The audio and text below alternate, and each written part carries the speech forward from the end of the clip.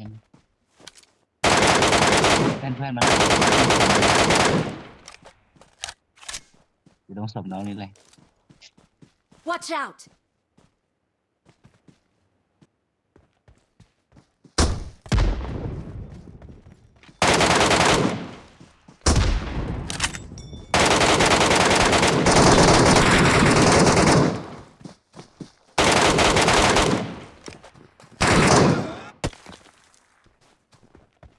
Enemies ahead!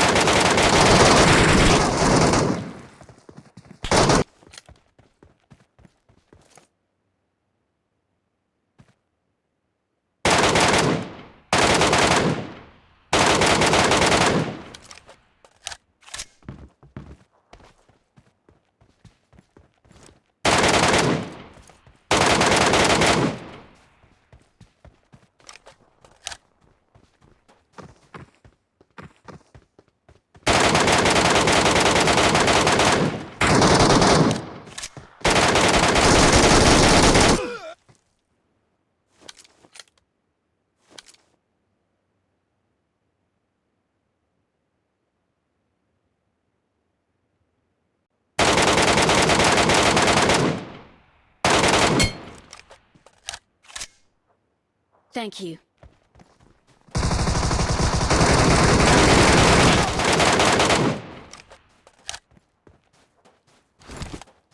Help!